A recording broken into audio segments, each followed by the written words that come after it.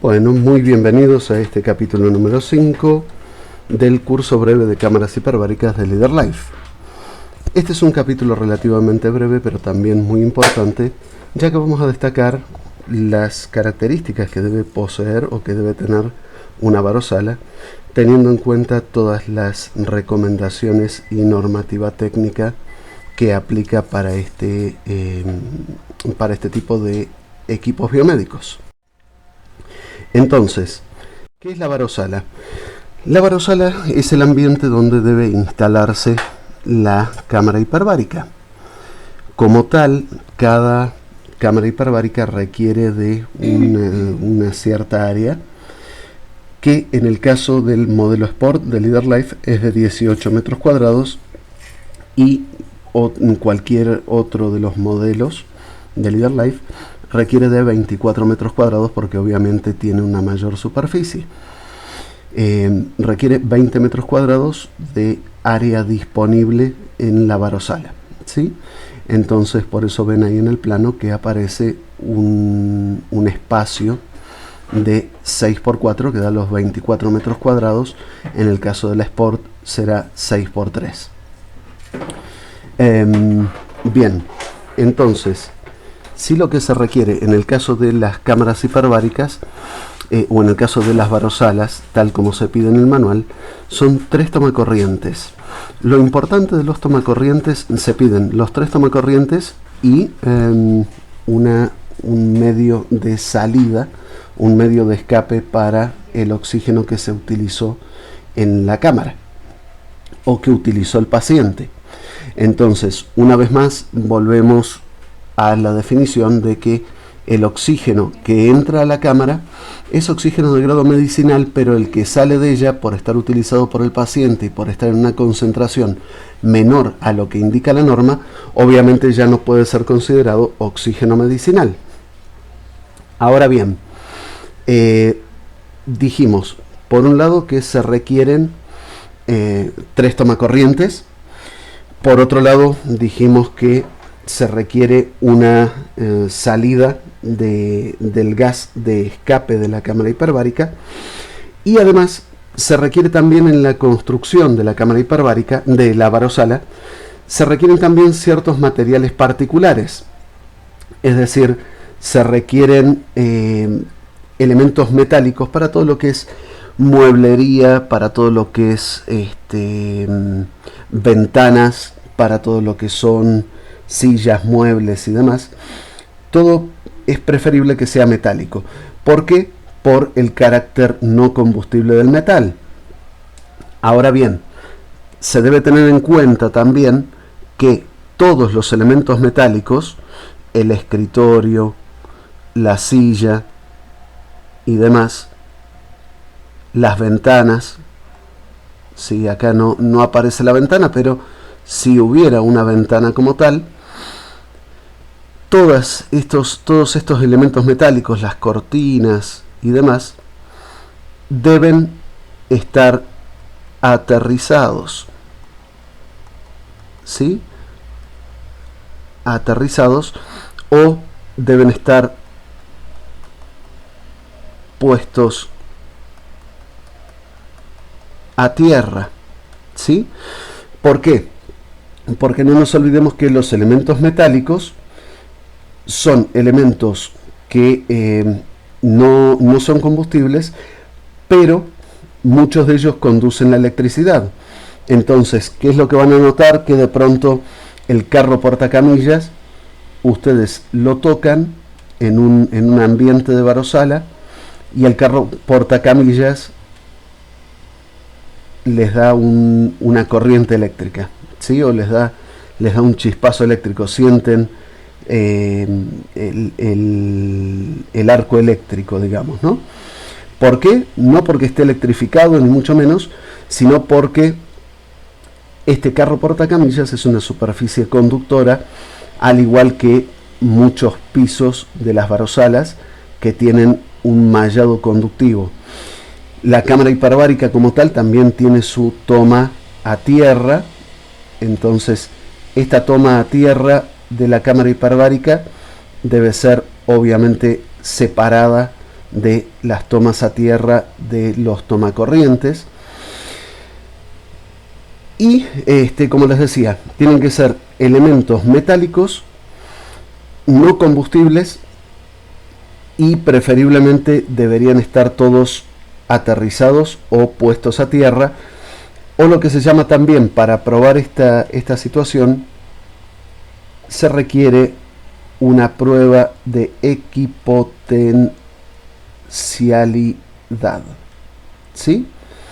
Entonces, esta prueba de equipotencialidad lo que hace es probar la resistencia que hay entre dos elementos conductivos cualquiera, ¿sí?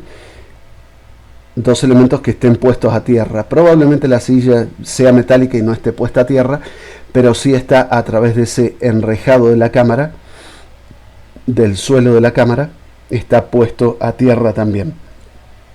Entonces, todo se requiere que todos los elementos metálicos estén aterrizados o puestos a tierra y que se pueda probar la resistencia entre tierra y tierra, ¿sí?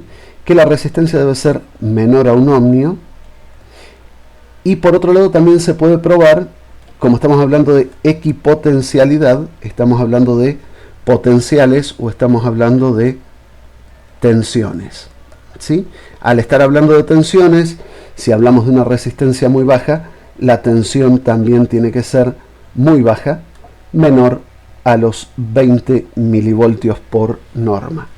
De esa manera nos aseguramos que al tener resistencias bajas y al tener tensiones muy bajas también entre diferentes superficies conductoras, exista muy poca posibilidad de que salte esta chispa o que se presente esta chispa que puede generar en un ámbito de concentración de oxígeno un principio de incendio. Recuerden lo que hablábamos en videos anteriores, que el triángulo del fuego requería un combustible, requería un comburente y un agente iniciador. Entonces, al tomar estas consideraciones, al poner muebles metálicos, estamos quitando el combustible. Al evitar las concentraciones de oxígeno mediante una correcta verificación de la cámara hiperbárica, de la varosala, una correcta ventilación también de la varosala, estamos eliminando este comburente. Y por otro lado, si ponemos todos los elementos metálicos al mismo potencial o con tensiones entre ellos muy bajas, porque están casi al mismo potencial, entonces estamos quitando este agente iniciador y tenemos un entorno seguro para operar esa cámara hiperbárica, ¿sí? Entonces, respecto, ya hablamos de los materiales con los que tenía que estar construida. Recuerden también que existen diferentes tipos de tomacorrientes para la cámara. Se exigen tomacorrientes a más de 1,50 m. ¿Por qué? Porque el oxígeno, al ser más pesado que el aire, obviamente tiende a almacenarse en las partes bajas de la varosala. Entonces, si hay concentración de oxígeno, va a estar obviamente a niveles bajos. De cualquier forma, lo que siempre hay que cumplir en estos casos, en los diseños de varosalas y en los diseños de cualquier aplicación médica, en el caso de Colombia, lo que hay que cumplir es el Reglamento Técnico de Instalaciones Eléctricas, llamado también RETIE, o la NTC 2050, que ahí especifica todos los requerimientos eléctricos que deben tener todos los ambientes hospitalarios y que son también los que tienen en cuenta la resolución 3100 aquí en Colombia de 2019, que es la norma de habilitación. ¿Sí?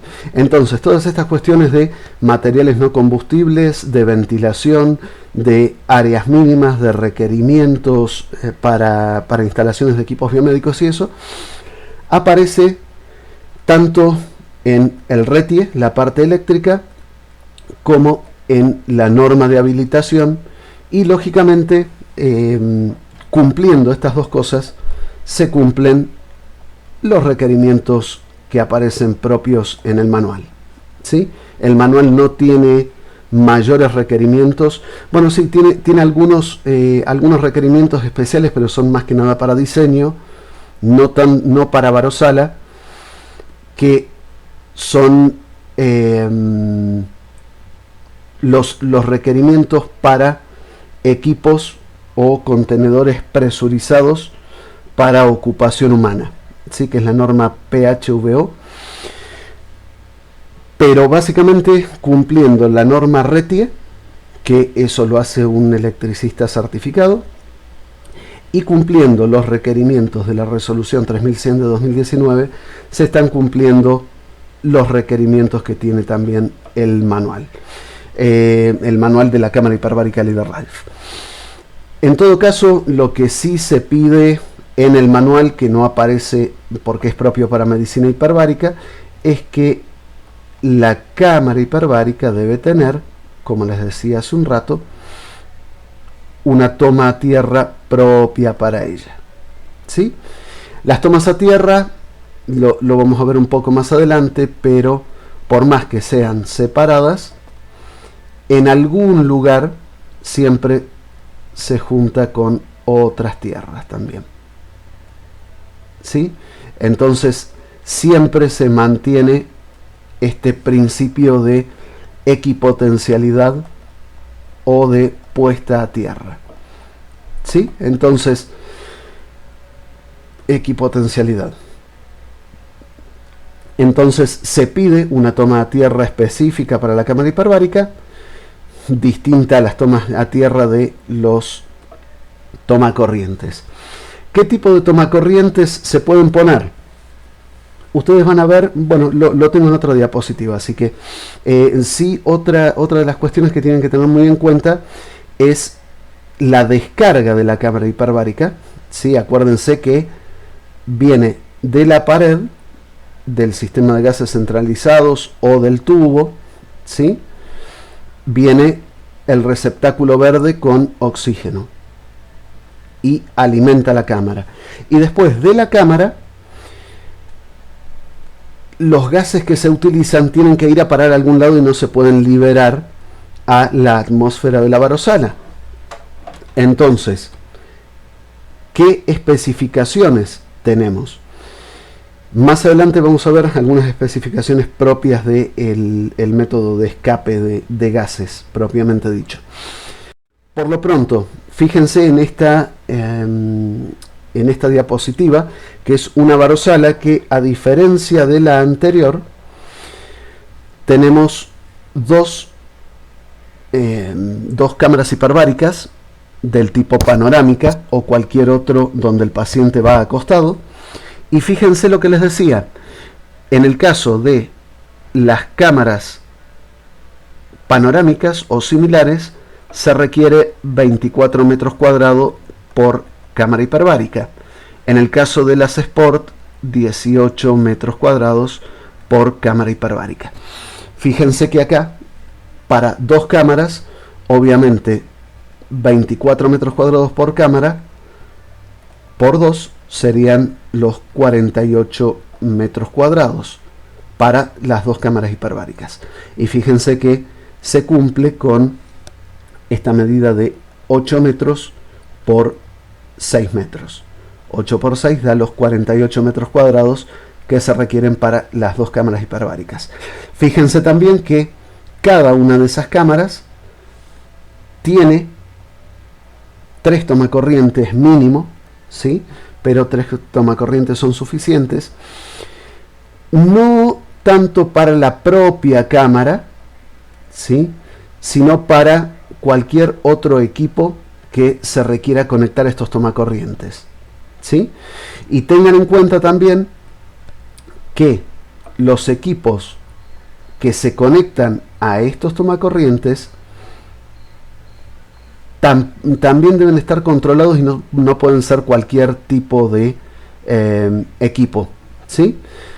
Tienen que ser equipos que tengan los 3 terminales, el terminal de fase, el neutro y la puesta a tierra, ¿sí? Parece una carita, pero es un tomacorrientes. Y lógicamente todos los equipos que se conecten a estos tomacorrientes deben pasar por las debidas pruebas de seguridad eléctrica, ¿sí? Van a ver que hay 2 tipos de pruebas, que son las pruebas de seguridad eléctrica, que se hacen sobre los equipos, ¿sí? Y están las pruebas de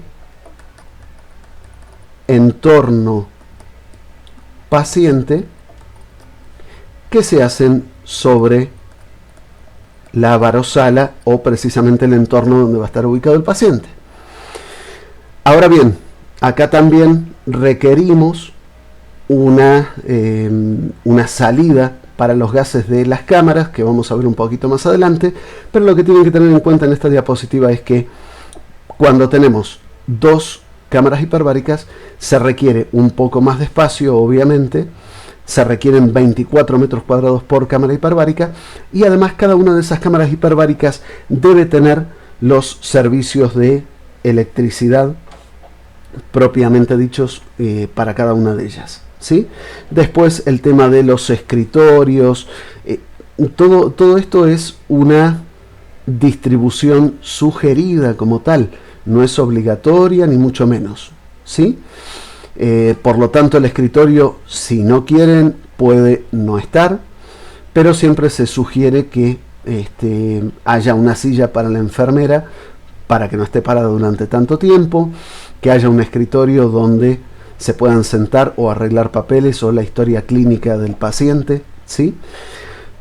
Se debe tener en cuenta también todos aquellos equipos que no forman parte de la instalación de la cámara hiperbárica, pero que están dentro de la varosala. Por ejemplo, el tema de las PC, ¿sí? O de los computadores.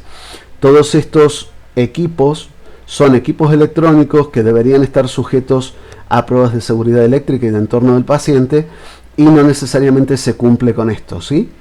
Entonces, tener en cuenta también este tipo de artefactos dentro de la varosala, porque no hacemos nada con cuidar toda la instalación de la cámara hiperbárica y después resulta que perjudicamos la instalación con trayendo un equipo electrónico de afuera que no tiene ningún tipo de control.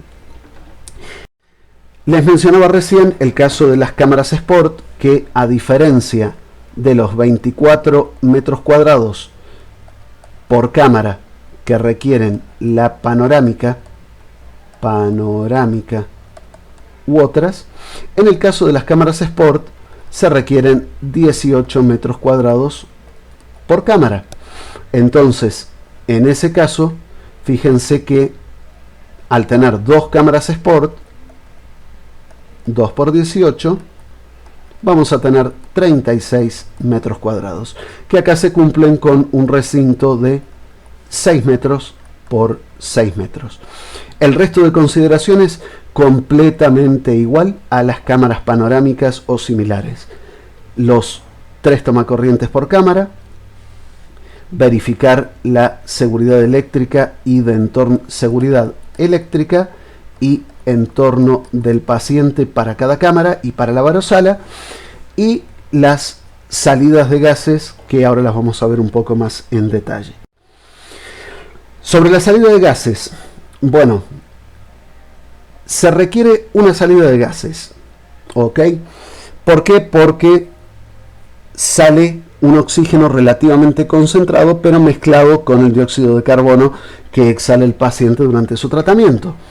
Entonces, tenemos tres tipos de salidas o de escape de gases. Por un lado, la salida pasiva o al techo, que es la que menciona el manual, con una manguera de diámetro 44,45 milímetros. Tenemos la salida de vacío o del sistema de vacío y la salida de gases medicinales. Bien, vamos en orden de preferencia. La salida pasiva, que es la que sugiere el manual que se haga a una salida al aire desde la cámara al techo, ¿sí? Esta salida pasiva obviamente se puede utilizar o se debe utilizar en aquellas instituciones donde no haya una red institucional o una red centralizada de gases medicinales. Entonces, de cualquier manera se genera una presión en esta manguera, ¿sí? Hay un efecto que se llama efecto Venturi, que es el mismo que utilizan las chimeneas. Cuando uno tiene una manguera larga, ¿sí? Las corrientes de aire que hay en este extremo de la manguera, ¿sí? Que es lo que sucede en las chimeneas precisamente, generan un efecto de succión en el tubo, ¿sí? Y este efecto de succión se llama, como les decía, efecto Venturi. Obviamente, en esta salida pasiva, esta presión de succión o este vacío que se genera es mucho menor que una bomba de vacío. Pero se genera un efecto de vacío que lo que hace es extraer el oxígeno hacia una superficie ventilada. Tengan en cuenta que esta extracción o esta manguera de extracción tiene que estar alejada de aguas residuales o aguas negras, ¿sí? Y se deben controlar la cantidad de dobleces que tiene esa manguera. ¿Por qué?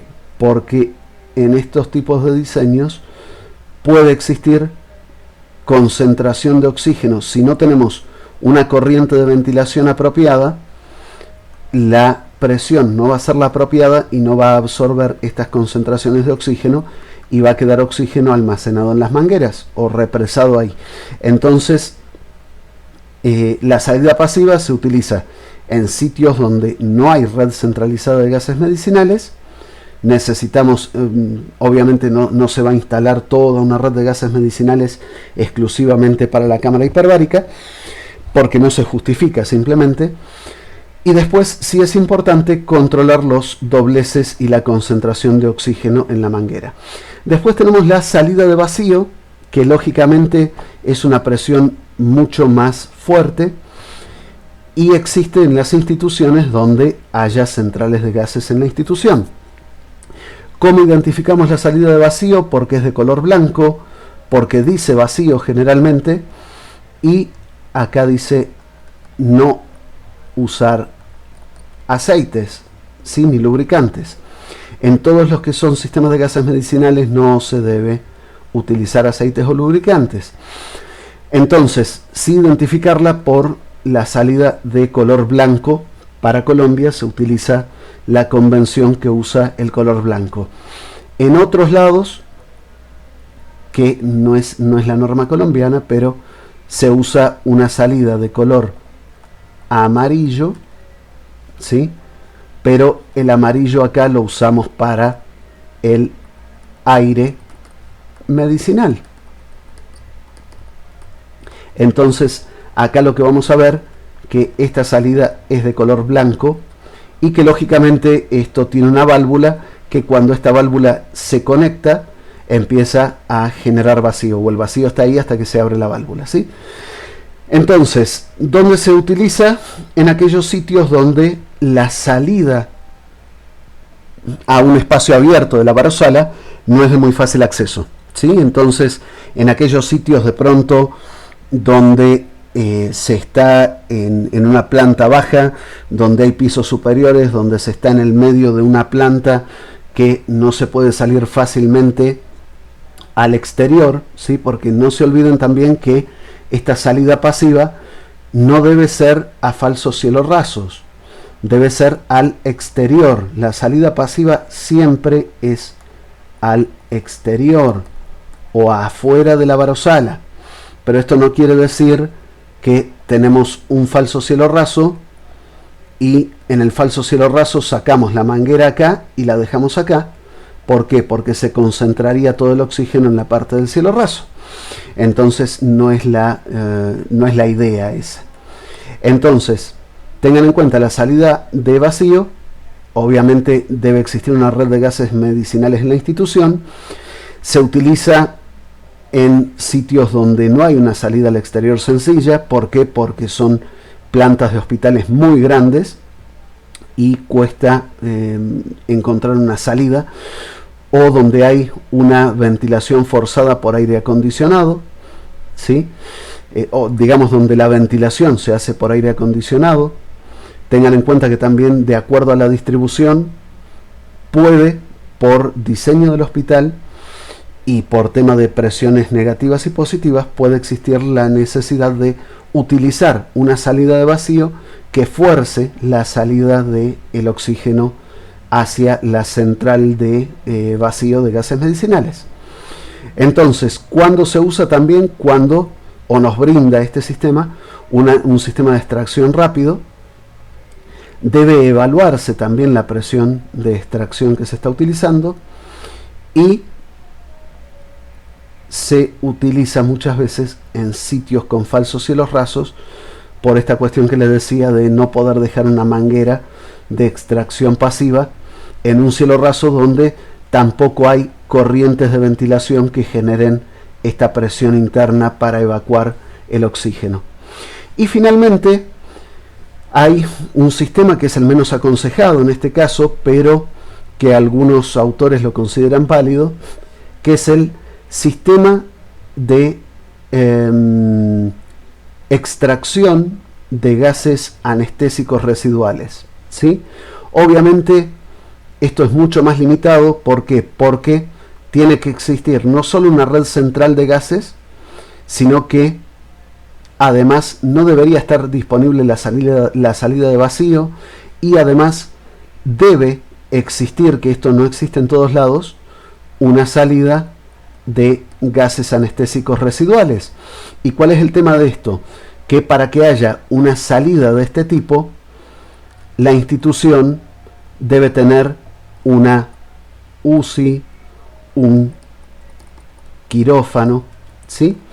Entonces, no en todos los servicios aplica esta salida de gases anestésicos, y no en todas las instituciones con UCI o quirófano existe también un extractor de gases anestésicos. ¿Cómo lo distinguen?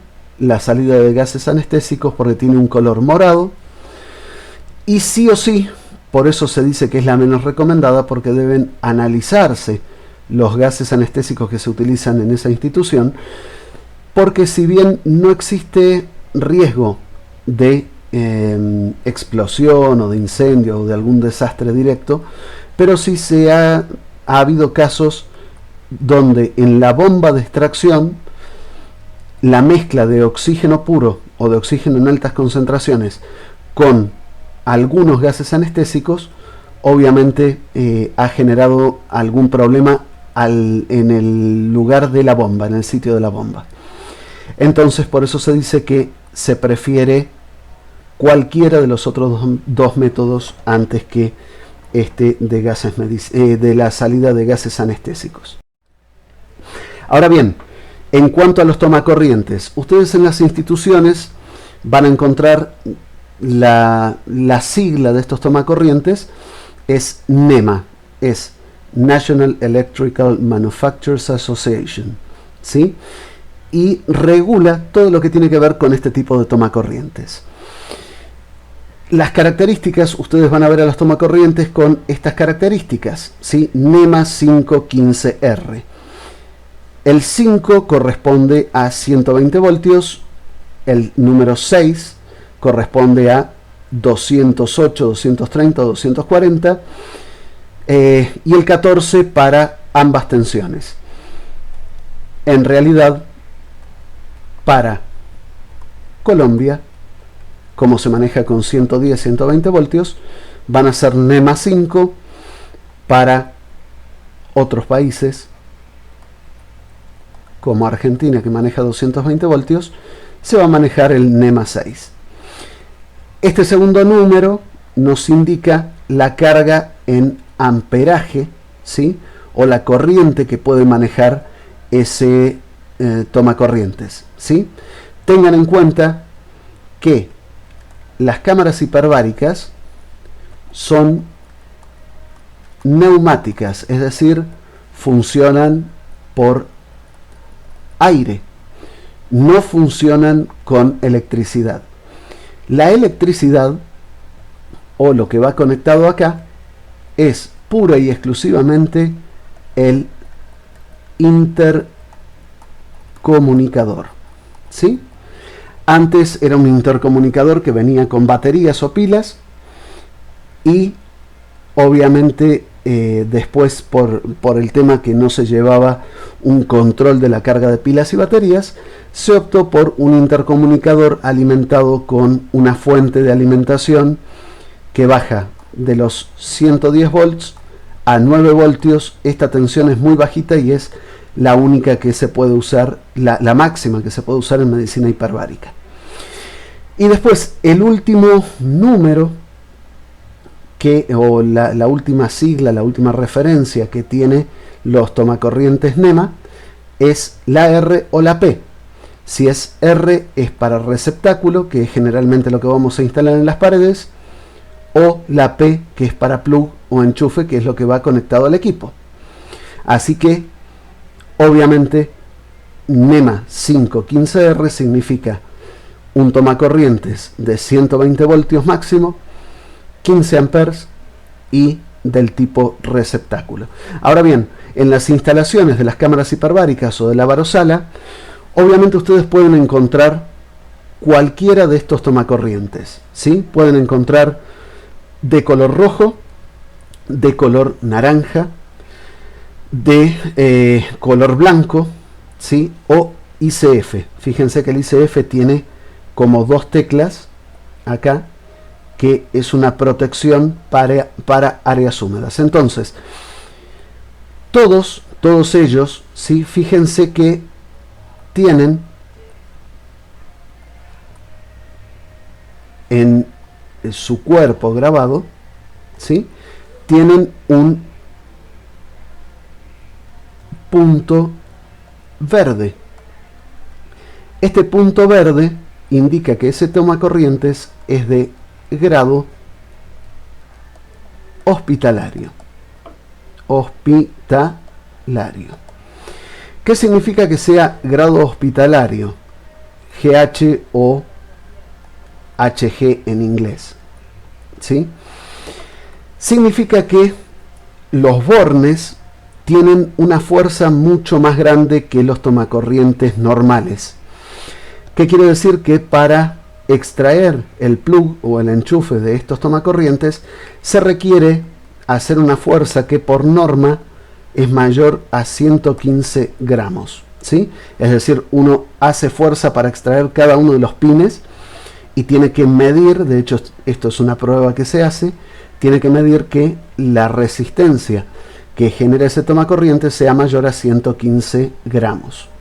Ahora bien, todos ellos tienen el punto verde que indica que son de grado hospitalario, son más resistentes y tienen generan esta fuerza mayor.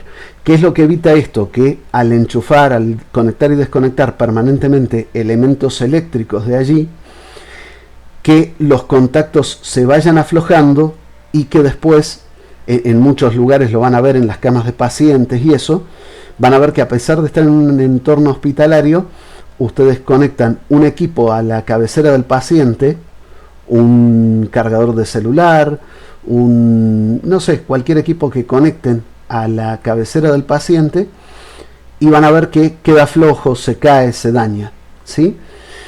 ¿Y cuál es el problema? Que un cargador de celular, obviamente no hay mayor inconveniente porque no cargará el celular, pero cuando estamos hablando de un ventilador artificial, o estamos hablando de un monitor de signos para un paciente, o de algún equipo que requiere una bomba de infusión, sin ir más lejos, no nos podemos dar el lujo de que estos receptáculos estén fallando por falsos contactos. Por eso a este tipo de tomacorriente se le llama de grado hospitalario. Ahora bien, ¿cuál es la diferencia entre estos colores que se manejan? Como les decía, este tomacorrientes, que se llama ICF, se utiliza en áreas húmedas. Tiene un sistema de protección que lo que hace es saltar o activarse cada vez que entra en cortocircuito, precisamente por estar en un área húmeda. Por eso lo van a encontrar en baños o en lavamanos, ¿sí? En todos los lugares donde se requiera electricidad cerca de una fuente de agua, van a aparecer este tipo de tomacorrientes. Después están los tomacorrientes blancos, que indican que están conectados a la red eléctrica, pero no a la red crítica como tal. ¿Qué quiero decir con esto? Que si se va la electricidad, si se va la energía, entonces este tomacorrientes tampoco funciona. Es decir, no tiene energía. A diferencia de este rojo, ¿sí? Que se va la electricidad, ¿sí? Pero sin embargo, este tomacorrientes sigue funcionando. ¿Por qué? Porque está soportado por la planta de la institución o por unidades de alimentación ininterrumpida llamadas UPS también. En realidad lo que hacen básicamente lo que hace este tipo de tomacorrientes es que se va el sistema eléctrico. En condiciones normales, cuando está la electricidad activa, la UPS está cargando las baterías, ¿sí? Y cuando se va la electricidad, entonces la UPS mantiene con las baterías el sistema de alimentación, lo mantiene por alrededor de 10 segundos hasta que entra en acción la planta, ¿sí? Entonces se va la electricidad, la energía es mantenida por la UPS hasta los 10 segundos que toma la planta en arrancar, ¿sí? Si no estuviera la UPS, obviamente se apagarían durante 10 segundos hasta que arranca la planta, pero en algunos elementos críticos, en ventiladores o en equipos que requieren un cierto tiempo para el arranque, esta falta de UPS no puede permitirse. ¿Por qué? Porque hasta que agarra la planta estos 10 segundos y hasta que el equipo vuelve a arrancar y demás, obviamente hay un paciente conectado a ese equipo y no nos podemos dar este lujo de que no haya UPS o alimentación ininterrumpida. Y finalmente tenemos en este lugar los tomacorrientes del tipo naranja, que muchas veces se confunden con estos rojos, ¿sí? Que también son de grado hospitalario, pero lo que indican que tienen una toma de tierra aislada. Es decir, este pin que está acá y este pin que está acá, que son las tomas de tierra, están aislados, ¿sí? Respecto de la tierra que el receptáculo toma del chasis. Este tipo de tomacorrientes tienen una mucho mayor inmunidad al ruido, ¿sí? Muchas veces por los sistemas de tierra ingresa ruido a los aparatos biomédicos, que son lo suficientemente sensibles como para verse afectados por ese ruido. Así que bueno, en resumen, las recomendaciones que Leader Life le hace llegar a sus clientes son, en principio, y estamos hablando de, en este caso, de normativa colombiana, ¿sí? A nivel Colombia. Cada uno en su país tendrá su respectiva normatividad para cumplir, pero en todos lados, en todos los países, hay una reglamentación local específica para instalaciones eléctricas, en el caso de Colombia el RETIE, y normas de habilitación de los servicios hospitalarios, que en el caso de Colombia es la resolución 3100 de 2019. Luego, materiales a utilizar para la construcción y mantenimiento de la barosala, no utilizar combustibles o usar elementos metálicos, pero puestos a tierra, ¿sí? Para que no se generen chispas ni potenciales mayores a 20 milivoltios. La puerta de la barosala debe ser lo suficientemente amplia para permitir el paso de camillas y sillas de rueda, ¿sí? Tanto para entrar como para salir lo más rápido posible. Los pisos que soportan la cámara deben ser suficientemente resistentes para soportar el peso de la misma. Ojo con esta estructura. ¿Por qué? Porque tampoco se recomienda que se instalen las barosalas o las cámaras hiperbáricas en subsuelos, ¿sí? Entonces, en subsuelos no. ¿Por qué? Por la concentración de oxígeno, y es porque en general las provisiones de gases medicinales están en los subsuelos. Entonces, la barosala debe contar con un sistema de extracción que permita que todo el oxígeno residual sea evacuado al exterior, ¿sí? De la edificación, a un lugar con suficiente ventilación. Por eso se hace hincapié en las bombas de vacío o en la ventilación pasiva, pero a una superficie del exterior, a un área del exterior. Para ello normalmente se realiza una perforación en lo más alto de una de las paredes de la barosala para que quede lejos del oxígeno que se pueda concentrar, en la cual se introduce una manguera de 44.45 milímetros que sale desde la cámara hasta dicho punto para evacuación del oxígeno. ¿Sí? Este es el sistema pasivo que explicamos, aunque también se puede utilizar cualquiera de los otros dos sistemas, preferentemente el de vacío, y siempre y cuando haya una central de gases medicinales. En la barosala no debe existir ningún tipo de conducto, sifón, cañería, etcétera, que permite que el oxígeno se acumule o se mezcle con aguas residuales o aguas negras, ¿sí? Así que ojo a dónde desemboca esa tubería que se está pidiendo al techo. Tiene que ser a un lugar ventilado del exterior, pero además ventilado. La temperatura del área de la barosala es de vital importancia para mantener un ambiente confortable al interior de la cámara. Se aconseja la instalación de un aire acondicionado a una altura superior a 1,5 metros del piso. Este se debe mantener a una temperatura de 22 grados Celsius aproximadamente. Lógicamente, los aires acondicionados generalmente se instalan a nivel del techo o cerca del techo, así que generalmente están a más de 2 metros. Y el aire acondicionado para la barosala debe ser individual. ¿Por qué? Porque si se usa el aire centralizado, por donde se escapa el oxígeno, ¿sí?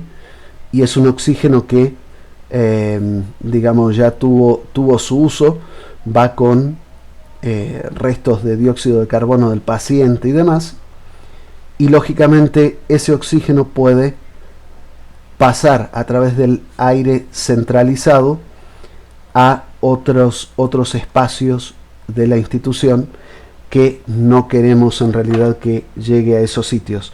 Si lo que hay que hacer es ventilarlo directamente a la atmósfera externa de la barosala.